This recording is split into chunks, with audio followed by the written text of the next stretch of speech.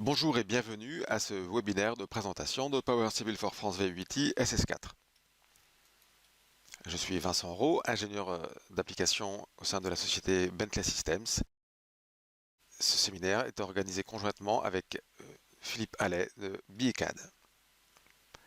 Au cours de l'heure qui vient, je vais vous présenter l'utilisation de Power Civil for France dans ses fonctionnalités de traitement de levée classique par importation de fichiers issus de stations, mais aussi traitement de levée par drone et calcul du modèle de terrain par photogrammétrie grâce à notre solution Context Capture pour traiter ensuite ce terrain sous forme de projet d'aménagement urbain ou de calcul de cubature de terrassement. Power Civil est un tout nouveau moteur basé sur la technologie OpenRoads. OpenRoads est une technologie commune offerte à toute notre gamme de produits, intuitive, dynamique et efficace. Disponible depuis septembre 2013, elle intègre maintenant l'assainissement et bientôt les habillages de plans pour une version complète donc en milieu d'année 2016. Power Civil for Country est basé sur notre plateforme Bentley Map. C'est donc un microstation qui intègre des fonctionnalités de traitement de type SIG et vous permet par exemple d'intégrer un cadastre directement en vous connectant à une base de données. Power Civil for Country est livré donc en normes françaises, Power Civil for France, mais vous permet aussi d'accéder à toute gamme de normes internationales. Grâce à la technologie OpenRoads, il est facile et rapide à utiliser. Il vous permet de couvrir tous les projets de type VRD, plateforme, route, terrassement, et ceci des études amont aux études de chantier. Nous allons donc passer à la mise en application pratique au travers de l'intégration d'un levé classique, puis un levé issu d'une acquisition par drone. Nous remercions d'ailleurs la société DM Drone et Maxime Brochier pour les prises de vue et l'acquisition.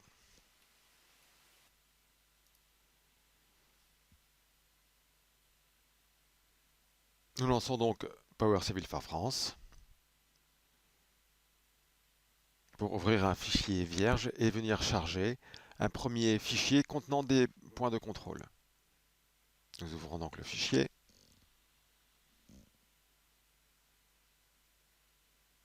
Pour venir attacher une définition de code avec donc des définitions de symbologie correspondant au fichier levé.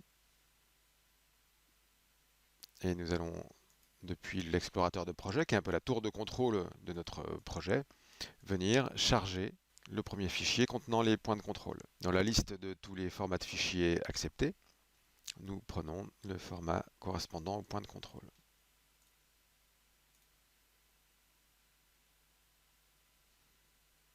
Voilà, le fichier est chargé. Nous pouvons maintenant nous concentrer sur les fichiers de données.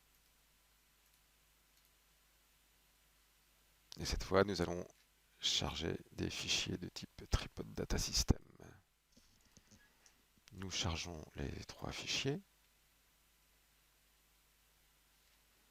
Automatiquement, la vue est mise à jour, ainsi que le modèle numérique de terrain, calculé dynamiquement à partir des objets importés. Nous voyons donc la restitution. Et observons d'ailleurs que pour tous les points issus de cette observation, la géométrie nous paraît bizarre et ne paraît pas correspondre avec le terrain. Nous allons donc vérifier les observations issues du point 82 en accédant donc au dernier fichier de données et au détail du fichier. Nous voyons donc que la visée arrière du point 82 est le point numéro 5 alors qu'il devrait être le point numéro 3. Nous allons corriger ceci et automatiquement, dynamiquement, encore une fois, les objets correspondants ont été correctement remodélisés ainsi que le modèle numérique de terrain issu de ce calcul. Nous allons maintenant nous intéresser au centre de messages et observons que des codes d'objets n'ont pas été reconnus. C'est-à-dire qu'ils n'existent pas dans la bibliothèque alors qu'ils étaient dans les fichiers que nous avons importés. Nous allons zoomer sur ce problème et observons donc qu'effectivement cet élément-là n'a pas de code d'objet. Nous allons corriger ceci en accédant aux objets linéaires du fichier et en venant faire un chercher-remplacer en fait de tous les objets linéaires pour corriger les définitions d'objets. Nous allons donc remplacer box.UGP par le code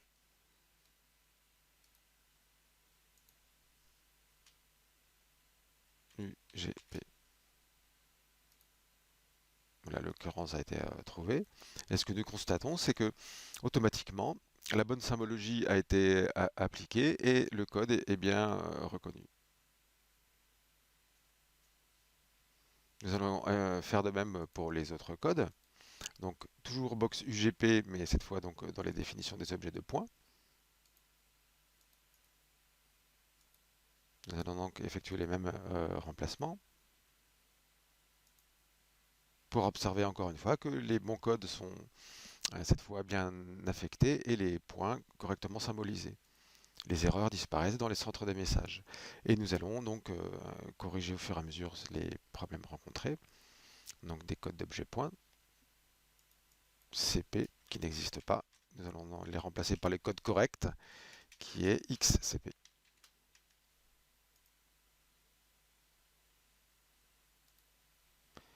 Pour terminer enfin par le dernier message qui correspond donc au code d'objet XMonroe.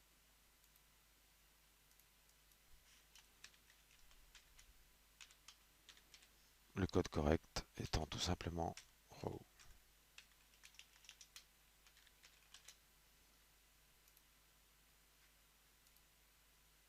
Voilà, tous les messages ont été corrigés.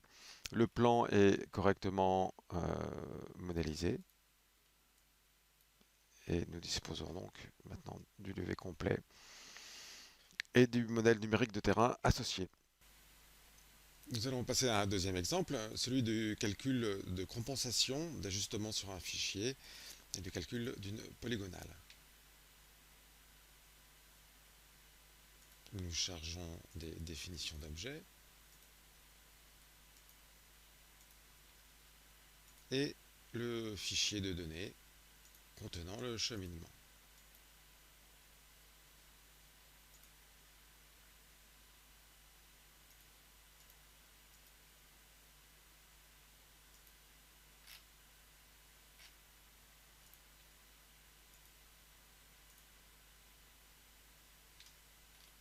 Nous avons donc l'ensemble des points levés et nous allons activer le calcul des compensations et activer leur affichage pour immédiatement voir donc les ellipses d'erreur, résultat du calcul d'ajustement. Nous pouvons afficher ces résultats sous forme de listing, sous forme de rapport paramétrable. Voilà donc un exemple de rapport d'ajustement. Compensation horizontale. Voilà, différents types de rapports qui mettent en valeur les calculs effectués. Nous pouvons également donc changer le mode de calcul pour venir calculer cette fois une polygonale.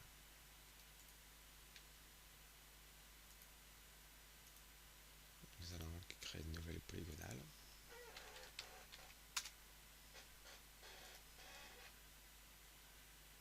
La polygonale est immédiatement calculée et nous pouvons afficher un rapport récapitulant donc tous les résultats du calcul.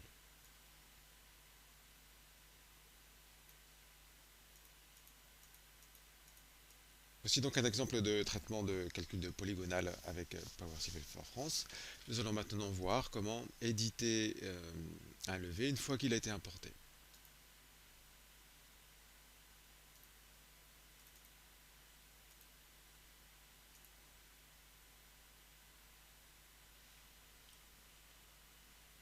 Dans ce levé, nous allons corriger quelques erreurs.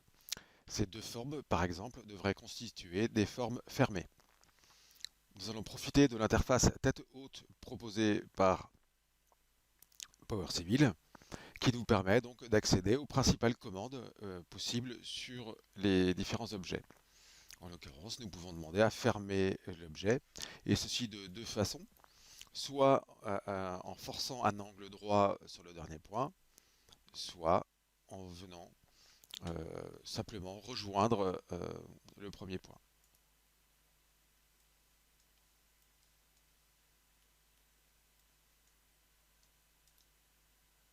De la même façon, nous pouvons fermer le deuxième objet. Nous allons maintenant nous intéresser à la fermeture de la bordure représentée par ces deux éléments ici. Donc pour l'instant, ce sont deux éléments disjoints que nous allons maintenant joindre. Pour cela, nous allons d'abord les transformer en liste de points.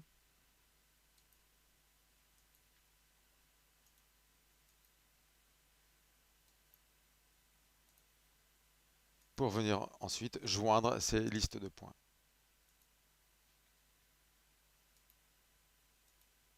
Voilà. Nous avons effectué la jointure de l'objet. Autre exemple, nous allons maintenant compléter un objet existant. Ici, dans cette zone, la ligne de rupture a été codée, mais l'objet lunaire a été oublié.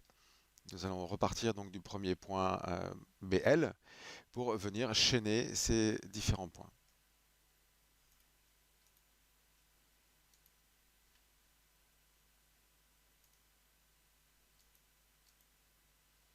Nous cliquons sur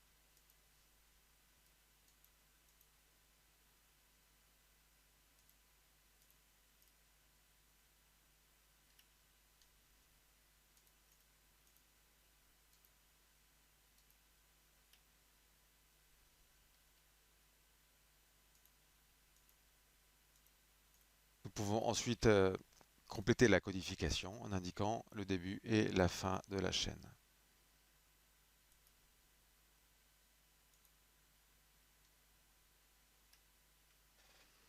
Voilà, la chaîne a bien été créée.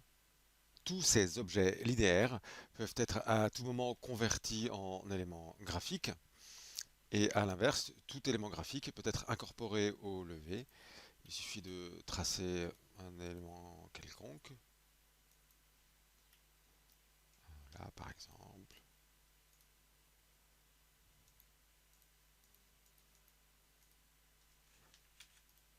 Pour venir ensuite le déclarer en tant qu'objet, en l'ajoutant en tant qu'objet graphique.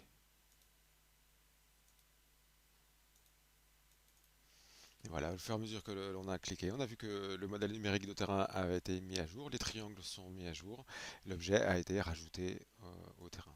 Et c'est bien sûr dynamique, hein, si je déplace l'élément graphique, à ce moment-là, instantanément, le modèle de terrain est mis à jour.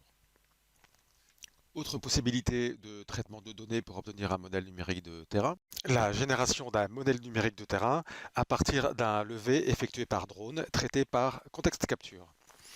Nous avons donc effectué un survol d'une vingtaine de minutes, enfin 2 batteries plus exactement, une zone qui fait à peu près 50 mètres par 50 mètres. Nous avons traité ce modèle avec Context Capture pour obtenir donc une série d'orthophotos. La représentation du sol sous forme de fichiers XYZ qui ont été importés et filtrés dans Power Civil. Et enfin, le modèle 3D brut issu de Context Capture dans lequel on a juste masqué les zones que l'on ne voulait pas. Voilà, donc je vais vous présenter maintenant la façon dont le modèle numérique de terrain a été créé. Et donc en fait, on a récupéré de Context Capture un fichier XYZ que l'on a importé et que l'on affiche ici donc dans cette vue. Dans ce nuage de points se trouve l'intégralité des données, y compris donc les éléments que l'on va supprimer, tels que cette voiture en stationnement, ce poteau et différents éléments donc, que l'on ne souhaite pas incorporer dans le levé. Le véhicule en stationnement qui se trouvait là avait lui préalablement été enlevé directement du modèle Context Capture. C'est pour montrer un peu de souplesse dans la création de ces entités. Nous avons donc chargé le nuage de points dans Power Civil et nous allons le nettoyer grâce aux fonctionnalités de Bentley Descartes intégrées à Power Civil. Voilà, donc du coup maintenant nous avons accès à des fonctionnalités étendues de traitement de nuages de points. et en particulier la création de sections.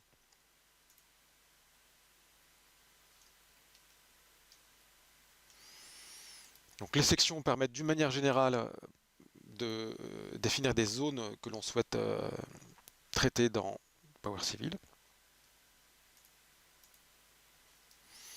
Voilà, donc nous avons matérialisé la section. À ce moment-là, nous retrouvons notre voiture. Nous allons pouvoir donc la nettoyer simplement en classifiant le nuage en fait.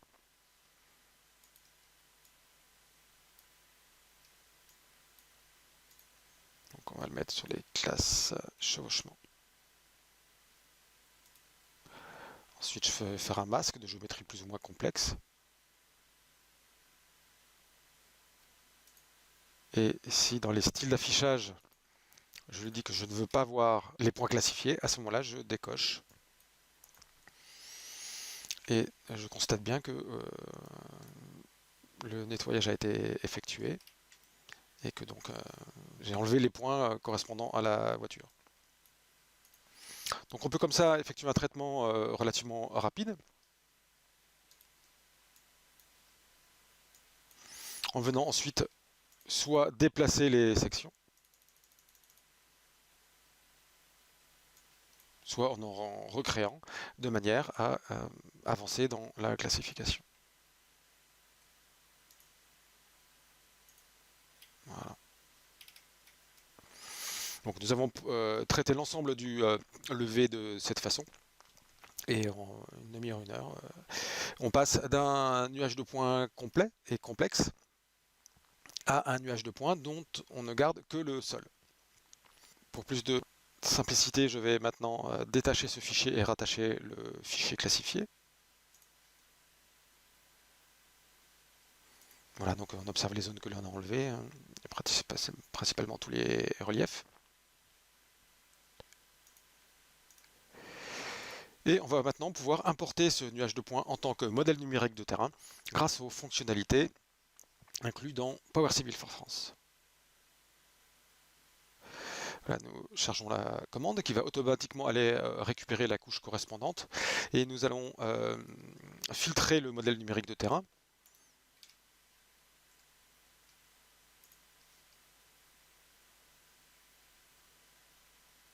Nous allons donc maintenant calculer un modèle numérique de terrain à partir du nuage de points grâce à la fonction IDOAN de Power Civil for France.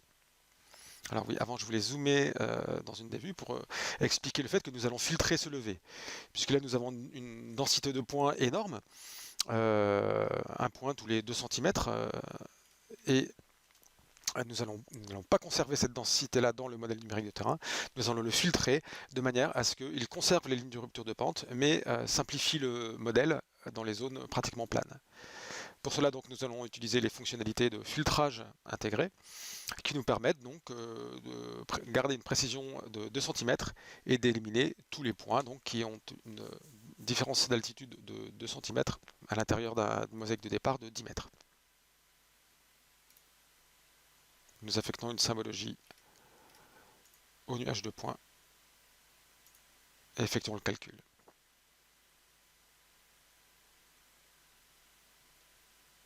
Le modèle numérique de terrain a été calculé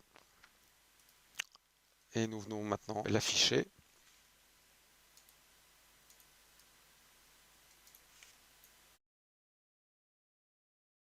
Voilà, donc on constate bien que dans les zones planes, le filtre a été très efficace et qu'il a conservé une densité de points très forte dans les zones de rupture de pente.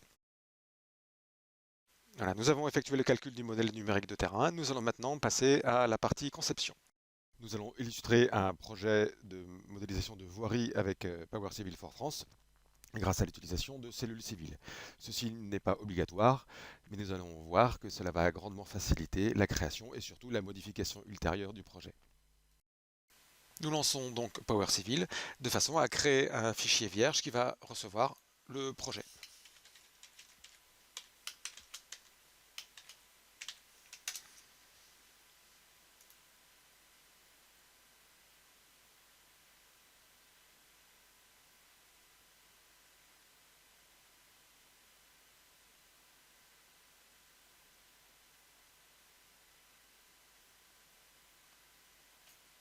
Une fois le fichier ouvert, nous allons attacher en référence le fichier topo et venir caler la géométrie.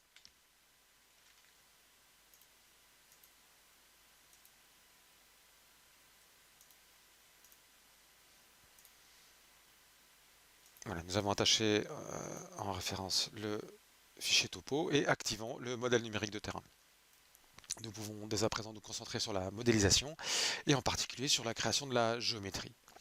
Donc le scénario est le suivant, c'est-à-dire que nous allons considérer que nous allons effectuer un réaménagement de cette surface, de ce parking, en changeant la typologie du carrefour.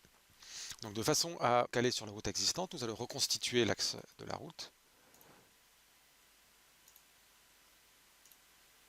Nous prenons pour ça une géométrie de type axe en plan et allons donc matérialiser cet axe.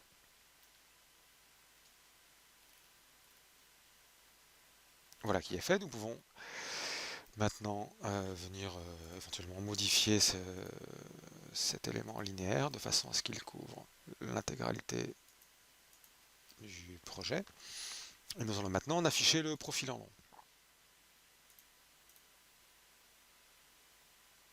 Nous retrouvons dans la fenêtre du profil en long donc la trace du profil en long actif et nous remarquons que le levé a bien été filtré, mis à part au début où en fait nous sommes à la marge du levé et on manque de points, et à la fin le levé est vraiment bien constitué. Nous allons pouvoir créer un profil en long projet à partir de ce profil en long terrain, par exemple en effectuant un calage par best fit qui nous permet donc rapidement d'avoir un calage d'un profil en long projet. Voilà, nous arrivons au réglage souhaité. Nous allons maintenant nous baser sur cette géométrie à l'axe pour créer le bord chaussé. Nous allons faire une copie parallèle de l'axe en plan. Nous pouvons nous repérer très précisément sur l'orthophoto pour venir donc caler le profil en long de cet élément-là. Nous allons utiliser la même fonction de création de profil en long par interpolation, car elle correspond bien au contexte dans lequel nous sommes. Voilà, nous avons matérialisé les axes en plan et bord chaussé et profil en long, pardon, de la voirie principale et nous retrouvons donc automatiquement ces éléments-là dans l'espace 3D. Nous allons maintenant nous intéresser à la création du projet de parking et dans un premier temps donc nous allons matérialiser l'axe et les bords chaussés de ce nouvel aménagement.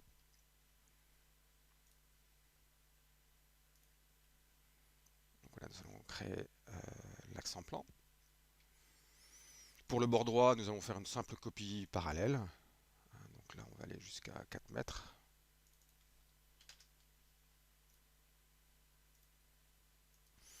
Et pour le bord gauche, nous allons utiliser une fonctionnalité un peu plus évoluée qui nous permet de créer en gros une smart line géométrique en nous calant donc par rapport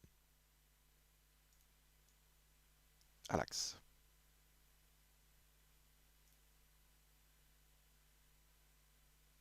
Nous avons désigné l'axe et maintenant nous pouvons caler la ligne numériquement. Nous avons commencé au pk 0 avec un déport de -3. Nous allons aller jusqu'à peu près ici, donc un pk de 10 et toujours un déport de -3. Ensuite, donc, nous allons aller jusqu'au pk 12, au pk, pas au rayon. Nous allons donc aller jusqu'au pk 12 et avoir un déport de... Allez, là, on peut aller jusqu'à une dizaine de mètres.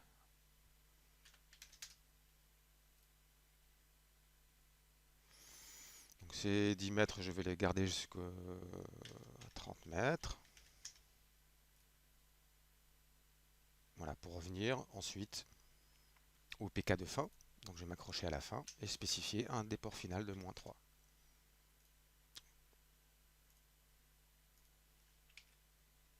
j'ai créé la géométrie en plan souhaité. Maintenant, je vais m'attacher au profil en long.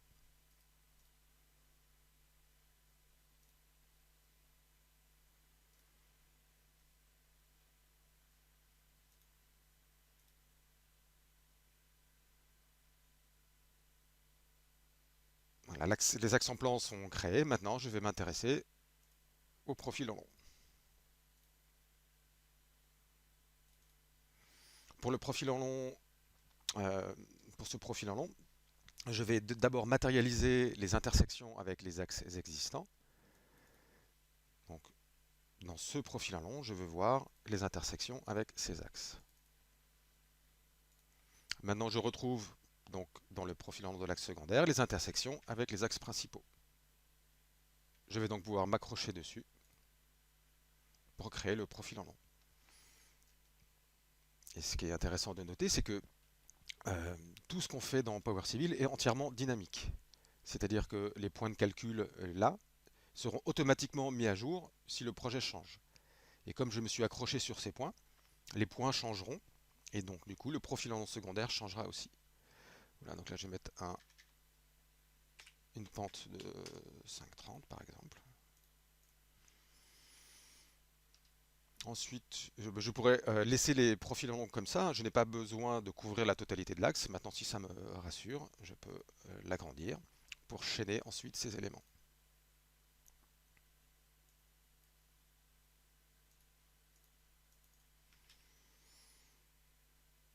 J'active le profil en long. J'ai créé donc le profil en long pour l'axe secondaire. Maintenant, je vais travailler par pente à partir de cet élément-là pour matérialiser en 3D les bordures chaussées. Pour ça, donc, je vais utiliser la commande de pente par élément et je vais essayer de penter les bords chaussés à 1,5% à partir de l'axe principal. Donc, je veux matérialiser, créer des profils en long sur ces éléments-là à partir de cet élément-là. Power Civil donc m'indique les points de projection, la pente, différents paramètres et je valide. Je vais ensuite contrôler la géométrie que je viens de créer pour me rendre compte en fait que là mon choix de la pente à -1,5 n'était pas très astucieuse puisque je me retrouve sous le terrain naturel, beaucoup trop bas. Du coup, ce que je vais faire, c'est que je vais changer cette pente et dire que je vais passer d'un profil en toit à un profil monopenté. Et voilà, je change la pente à 1,5 et du coup, j'ai un profil en long beaucoup plus cohérent. Je vais effectuer la même vérification pour le deuxième bord chaussé, le bord droit. Voilà, et là j'ai un profil en long correct, hein, je ne suis pas trop bas par rapport au TN. J'ai matérialisé la géométrie du projet souhaité. Et maintenant, ce que je veux, c'est rajouter des bordures, des trottoirs, de la chaussée, une structure de chaussée, créer les congés de raccordement, etc. Donc toutes ces étapes de travail assez répétitifs, je vais pouvoir m'en affranchir grâce à la notion de cellule civile. Puisqu'en fait, ce type d'aménagement, donc je l'ai modélisé une fois, et maintenant je vais pouvoir le répliquer sur cette nouvelle géométrie. Pour ça, donc je vais aller dans la palette des cellules civiles. Donc les cellules civiles peuvent servir à plein de choses. Là, en l'occurrence, je vais créer un carrefour. Et je suis guidé par les invites à l'écran. Et je dois donc désigner le bord de la voie principale. Ensuite, l'axe de la voirie secondaire, le bord gauche de la voirie secondaire, le bord droit de la voirie secondaire. Et donc, Power Civil, donc maintenant, va calculer la géométrie correspondante. Vous voyez qu'il m'indique déjà les congés de raccordement qu'il a appliqués. Si je veux changer certaines choses, je peux le faire, mais là, maintenant, je n'ai rien à changer. Et je vais accepter le placement de la cellule. Voilà, donc ça y est, le projet est entièrement modélisé.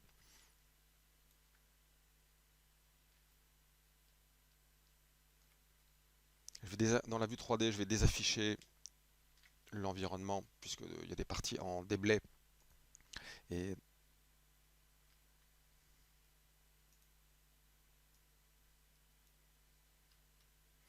je peux visualiser donc en 3D le projet qui a été matérialisé. J'ai donc enchaîné la création de l'application de bordures de chaussée, de trottoirs, la création de fossés, le raccordement au terrain naturel et l'application automatique de structures de chaussée. Toutes ces étapes donc, ont été mémorisées lors de la première création de cette cellule civile, et ce qui me permet maintenant, en quelques clics, de la réappliquer à n'importe quelle autre géométrie. Donc c'est vraiment un gain de temps énorme, puisque je n'ai qu'à créer la géométrie structure pour ensuite automatiser toutes les tâches de création d'entités simples.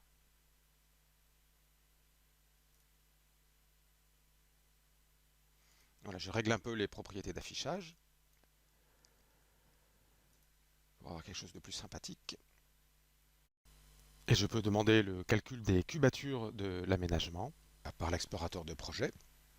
Je vais pouvoir aller récupérer cette cellule civile et demander à avoir les quantités et le coût estimatif du projet.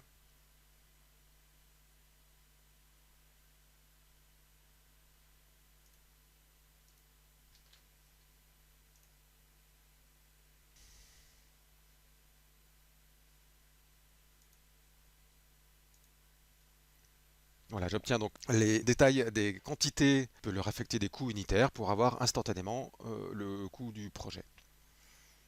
Et encore une fois, ce qui est intéressant de noter, c'est que toute modification apportée, que ce soit à la géométrie en plan, en profil en long ou à n'importe lequel des composants du projet, sera automatiquement remise à jour.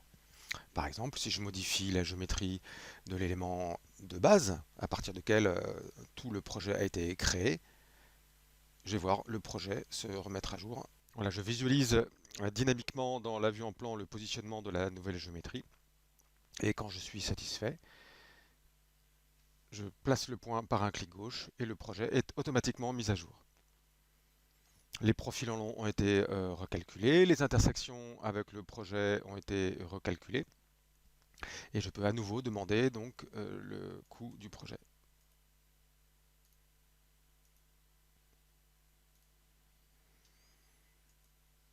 Voilà donc le nouveau coût du projet à comparer avec l'ancien. Donc ça c'est le nouveau. Voilà, je suis passé en tenant compte des coûts unitaires de 1 d'un coût de 182 alors que j'étais à 195. Donc voilà, j'ai optimisé le projet. Donc voilà un exemple d'application de cellules civiles. Nous avons généré la géométrie mètre et ensuite réappliqué l'enchaînement des commandes qui permettent de créer les raccordements, de placer les trottoirs, de matérialiser les structures de chaussée. Et comme là on l'a vu, le projet est entièrement terminé. Et on va terminer cette phase de modélisation par l'affichage des profils en travers du projet.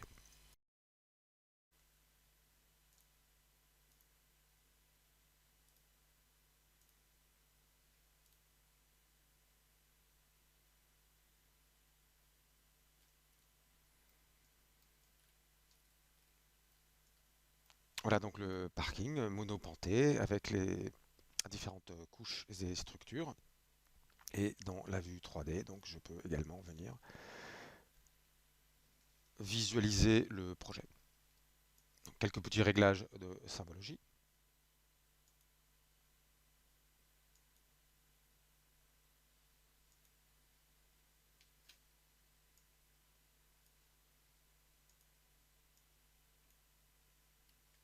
Voilà donc le modèle 3D complet du projet. Donc les cellules civiles ont permis, encore une fois, d'enchaîner la création de toutes les entités à partir de la simple géométrie. Un gain de temps énorme dans la conception des aménagements. Nous allons maintenant passer au projet de terrassement et pour cela, nous allons réutiliser l'enregistrement réalisé lors du webinaire live. En ce qui concerne de la modélisation de plateforme, donc je vais faire un bout de projet rapide. Donc pour ça, je peux commencer par une smart line. Hein,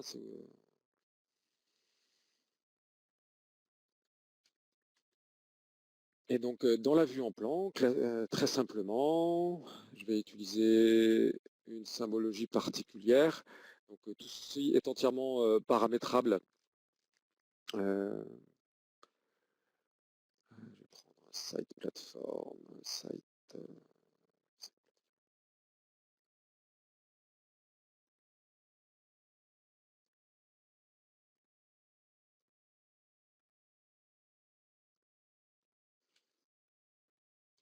Voilà, je vais affecter. Donc là, j'ai tracé un élément avec SmartLine. Donc là, je suis en train de vous montrer la partie modélisation de plateforme. Et donc, je vais caractériser cet objet comme étant un objet Power Civil. Voilà, c'est un objet Power Civil hein, qui est entièrement, encore une fois, modifiable à l'envie. C'est un élément plan dont je vais caler le profil en long. Toujours la même procédure, accent plan, profil en long. Donc là, le profil en long, je dispose de toutes sortes de stratégies pour calculer des profils en long entre eux, un peu comme dans Feu GeoPackSite. Mais je peux aussi très simplement venir caler une altimétrie à une altitude fixe. Hein. On peut commencer de manière très simple, par exemple à 50,4.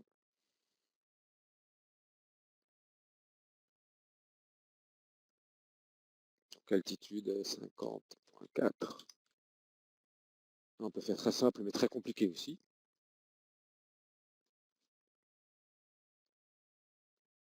Voilà, donc automatiquement le profil en long a été affecté.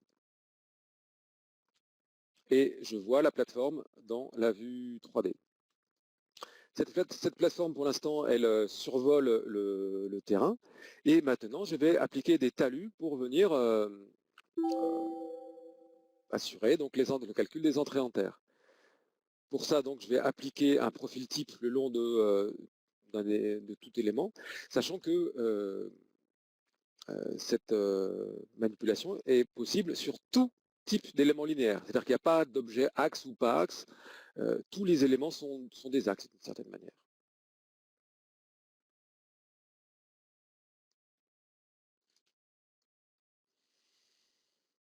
Donc, comme profil en travers, je pourrais très bien appliquer ce même profil avec une structure et un trottoir. Mais là, je vais appliquer un type de talus simple. Donc, je vais venir dans les composants, talus. Et là, je vais prendre un talus bassin simple qui donc va me permettre de tester soit une branche de déblai, soit une branche de remblai. Mais on pourrait aussi rajouter une berme, enfin bref, j'arrête là. Ensuite, donc, je vais désigner de où à où je veux que le calcul s'effectue. Si je veux que ce soit du début à la fin, j'ai juste à cliquer et valider.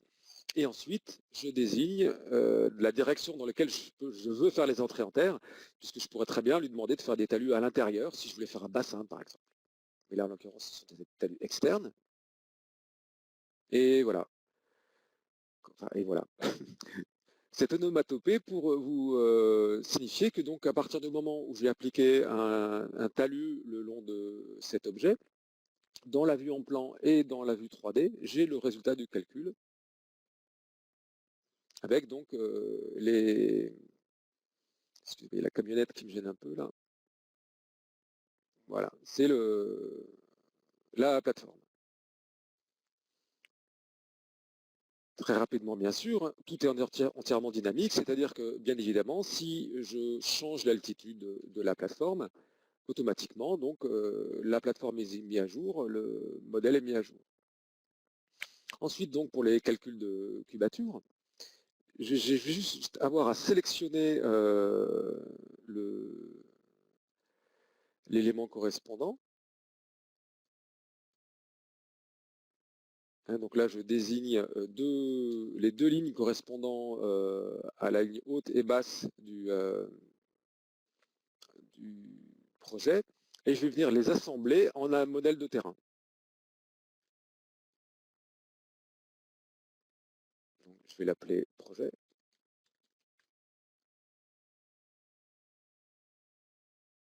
Je vais lui donner un type projet.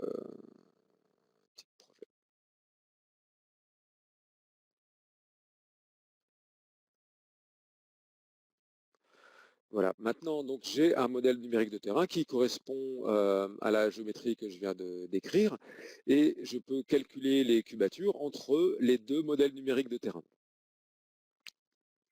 Et pour ça, donc, analyser volume, de modèle numérique de terrain vers modèle numérique de terrain, du modèle de terrain nuage de points vers le modèle de terrain projet que je viens de calculer. Oups, pardon.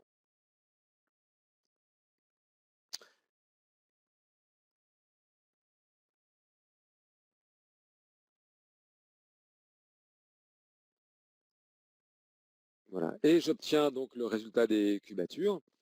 Donc là, j'ai 30 mètres cubes de remblai. Donc, ces cubatures sont enregistrées dans un fichier texte et également placées comme texte courant dans le fichier. Donc, comme tout est dynamique, si je change maintenant change le profil en haut, si je le rabaisse à 50, voilà, du coup, effectivement, il disparaît en dessous du fichier OBJ, mais je vais, pour plus de clarté, le désafficher, ainsi que le nuage de points. Pour obtenir donc la restitution 3D du projet. Nous vous avons donc présenté quelques fonctionnalités de modélisation de Power Civil, que ce soit dans le contexte du traitement d'un levé classique, puis d'un levé par drone traité par notre solution Context Capture, pour ensuite voir un exemple de modélisation de voirie de type urbaine, puis de terrassement. J'ai affiché ici les contacts de Philippe Allais, notre partenaire en Belgique, et vous pouvez aussi nous rejoindre sur le forum francophone Power Civil. J'ai laissé à la fin de cette vidéo les questions-réponses qui ont pu être enregistrées live lors du webinaire. Et voilà, il ne reste plus qu'à vous remercier de votre attention et à vous dire à très bientôt. Et encore des questions, n'hésitez pas à nous les faire parvenir à moi ou à Philippe. Je vais essayer de répondre maintenant aux questions dans le chat. Alors, donc l'enregistrement de cette session, oui, là nous sommes actuellement encore en train d'enregistrer. Il y aura peut-être une petite coupure, mais s'il en manque encore, je referai l'enregistrement correspondant. Petite démo du plateau de terrassement, si vous le souhaitez, oui. Daniel qui souhaite savoir comment caler un lever des cétations sont déformés, qu'il faut-il mettre comme option. Là, ça risque de nous emmener un peu loin, c'est pour ça que je préfère qu'on reprenne contact dans le courant de la semaine prochaine pour que je puisse répondre précisément à votre question, mais c'est entièrement paramétrable.